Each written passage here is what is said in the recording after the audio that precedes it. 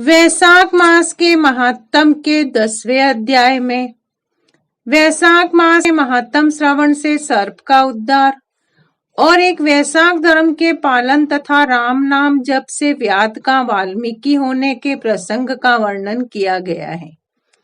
देव कहते हैं, तदंतर व्याध सहित शंख मुनि ने विस्मित होकर पूछा, तुम कौन हो और तुम्हें ये दशा कैसे प्राप्त हुई थी? सर्प ने कहा, पुनर्जन्म में मैं प्रयाग का ब्राह्मण था। मेरे पिता का नाम कुसीद मुनि और मेरा नाम रोचन था।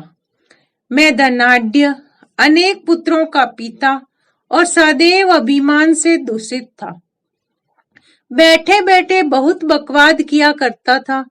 बैठना, सोना, नींद लेना, मैथुन करना, जुआ खेलना, लोगों की बातें करना और सूद लेना, यही मेरे व्यापार थे। मैं लोक निंदा से डरकर नाम मात्र के शुभ कर्म करता था। सो भी दंभ के साथ उन कर्मों में मेरी श्रद्धा नहीं थी। इस प्रकार मुझ दुष्ट और दुर्बुद्धि के कितने ही वर्ष बीत गए। तदंतर इसी वैशाख मास में जयंत नामक ब्राह्मण प्रयाग क्षेत्र में निवास करने वाले पुण्यात्मा द्विजों को वैशाख मास के धर्म सुनाने लगे। स्त्री पुरुष क्षत्रिय वैश्य और शूद्र सहस्त्रों श्रोता प्रातःकाल स्नान करके अविनाशी भगवान विष्णु की पूजा के पश्चात प्रतिदिन जयंत की कही हुई कथा सुनते थे। वे सभी पवित्र और मौन होकर उस भगवत कथा में अनुरक्त रहते थे। एक दिन मैं भी कौतूहलवश देखने की इच्छा से श्रोताओं की उस मंडली में जा बैठा। मेरे मस्तक पर पगड़ी बंधी थी, इसलिए मैंने नमस्कार तक नहीं किया और संसारी वार्तालाप में अनुरक्त हो कथा में विघ्न डालने लगा। कभी मैं कपड़े फैलाता, कभी किसी की निंदा करता और कभी जोर से हंस पड़ता था। जब तक कथा समाप्त हुई तब तक मैं इसी प्रकार समय बिताया। तत्पश्चात दूसरे दिन सन्निपात रोग से मेरी मृत्यु हो गई। मैं तपाए हुए शीशे के जल से भरे हुए हलाहल नरक में डाल दिया गया और 14 मनवंतरों तक वहां यातना भोगता रहा। उसके बाद 84 लाख योनियों में क्रमशः जन्म लेता और मरता हुआ मैं इस समय क्रूर तमोगुणी सर्प होकर इस वृक्ष के खोखले में निवास करता था। मुने, सौभाग्यवश आपके मुखारबिंद से निकली हुई अमृतमयी कथा को मैंने अपने दोनों नेत्रों से सुना, जिससे तत्काल मेरे सारे पाप नष्ट हो गए।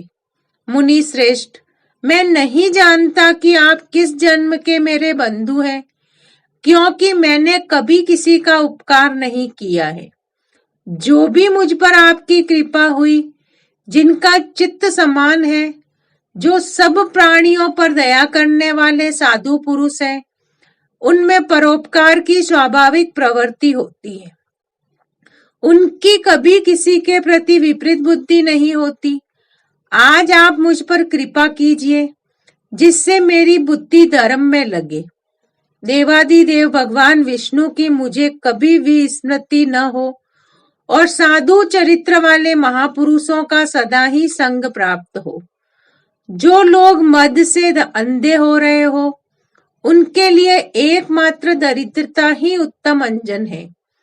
इस प्रकार नाना बाती से स्तुति करके रोचन ने बार बार शंख को प्रणाम किया और हाथ जोड़कर चुपचाप उनके आगे खड़ा हो गया। तब शंख ने कहा, ब्राह्मण, तुमने वैशाख मास और भगवान विष्णु का महात्म्य सुना। इससे इसी क्षण तुम्हारा सारा बंधन नष्ट हो गया। द्विज श्रेष्ठ, परिहास, भय, क्रोध, द्वेष, कामना अथवा स्नेह से भी एक बार भगवान विष्णु के पापहारी नाम का उच्चारण करके बड़े भारी पापी भी रोग शोक सहित वैकुंठ धाम में चले जाते हैं। फिर जो श्रद्धा से युक्त हो, क्रोध और इंद्रियों को जीतकर सबके प्रति दया भाव रखते हुए भगवान की कथा सुनते हैं, वे उनके लोक में जाते हैं। इस विषय में तो कहना ही क्या है। कितने ही मनुष्य केवल भक्ति के बल से एकमात्र भगवान की कथा वार्ता में तत्पर हो, अन्य सब धर्मों का त्याग कर देने पर भी भगवान विष्णु के परम पद को पा लेते हैं। भक्ति से अथवा द्वेष आदि से भी जो कोई भगवान की भक्ति करते हैं, वे भी प्राणहारिणी पूतना की भांति परम पद को प्राप्त होते हैं। सदा महात्मा पुरुषों का संग और उन्हीं के विषय में वार्तालाप करना चाहिए। रचना शिथिल होने पर भी जिसके प्रत्येक श्लोक में भगवान के सुयच सूचक नाम है, वही वाणी जन समुदाय की पाप राशि का नाश करने वाली होती है, क्योंकि साधु पुरुष उसी को सुनते, गाते और कहते हैं। जो भगवान किसी से कष्ट साध्य सेवा नहीं चाहते, आसन आदि विशेष उपकरणों की इच्छा नहीं रखते और सुंदर रूप और जवानी नहीं चाहते, अपितु एक बार भी स्मरण कर लेने पर अपना परम प्रकाशमय वैकुंठ धाम दे डालते हैं, उन दयालु भगवान को छोड़कर मनुष्य किसकी शरण में जाए।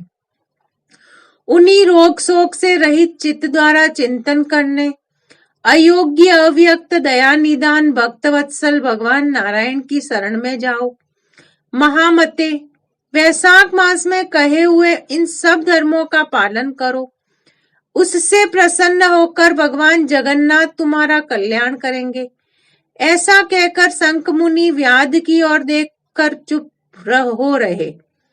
तब उस दिव्य पुरुष ने पुनः इस प्रकार कहा, मुने, मैं धन्य हूँ, आप जैसे दयालु महात्मा ने मुझ पर अनुग्रह किया है।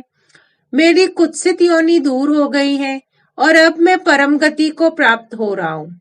यह मेरे लिए सौभाग्य की बात है। यों कहकर दिव्य पुरुष ने शंख मुनि की परिक्रमा की और उनकी आज्ञा लेकर वह दिव्य लोक चला गया। तदंतर हो गई। व्याध ने शंख को अपनी सेवा में से संतुष्ट किया और उन्होंने सायकाल की संध्या उपासना करके शेष रात्रि व्यतीत की। भगवान के लीला अवतारों की कथा वार्ता द्वारा रात व्यतीत करके शंख मुनि ब्रह्म मुहूर्त में उठे और दोनों पैर धोकर मौन भाव से तारक ब्रह्म का ध्यान करने लगे। तत्पश्चात शौच आदि क्रिया से निवृत्त होकर वैशाख मास में सूर्योदय से पहले स्नान किया और संध्या तर्पण आदि सब कर्म समाप्त करके उन्होंने हर्ष युक्त हृदय से व्याध को बुलाकर उसे राम इस 2 अक्षर वाले नाम का उपदेश दिया, जो वेद भी अधिक शुभकारक है, जो वेद से भी अधिक शुभकारक है। उपदेश देकर इस प्रकार कहा, भगवान विष्णु का एक एक नाम भी संपूर्ण वेदों से अधिक महत्वशाली माना गया है। ऐसे अनंत नामों से अधिक है भगवान विष्णु का सहस्त्र नाम। उस सहस्त्र नाम के समान राम नाम माना गया है।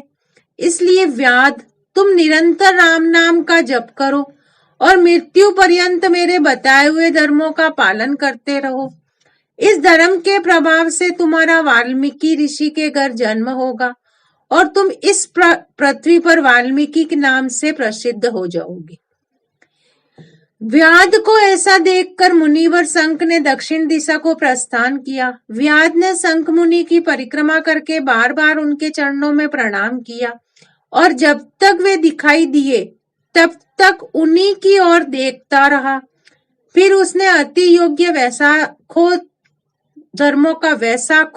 धर्मों का पालन किया। जंगली कैद, कटहल, जामुन और आम आदि के फलों से राह चलने वाले थके मांदे पथिकों को वह भोजन कराता था। जूता, चंदन, छाता आदि के द्वारा और बालू के बिछावन और छाया आदि की व्यवस्था से पथिकों के परिश्रम और पसीने का निवारण करता था। प्रातःकाल स्नान करके दिन रात राम नाम जप करता था। इस प्रकार धर्मानुष्ठान करके वह दूसरे जन्म में वाल्मीकि का पुत्र हुआ। उस समय वह महायशस्वी वाल्मीकि के नाम से विख्यात हुआ। उन्हीं वाल्मीकि जी ने अपने मनोहर प्रबंध रचना द्वारा संसार में दिव्य राम कथा को प्रकाशित किया, जो समस्त कर्म बंधनों का उच्छेद करने वाली है। मिथिलापते, देखो वैशाख का महात्म कैसा ऐश्वर्य प्रदान करने वाला है, जिससे एक व्याध भी परम दुर्लभ ऋषि भाव को प्राप्त हो गया। ये सेमांचकारी उपाख्यान सब पापों का नाश करने वाला है। जो इसे सुनता और सुनाता है वह पुनः माता के स्तन का दूध पीने वाला नहीं होता। जय जय श्री हरि, जय विष्णु भगवान।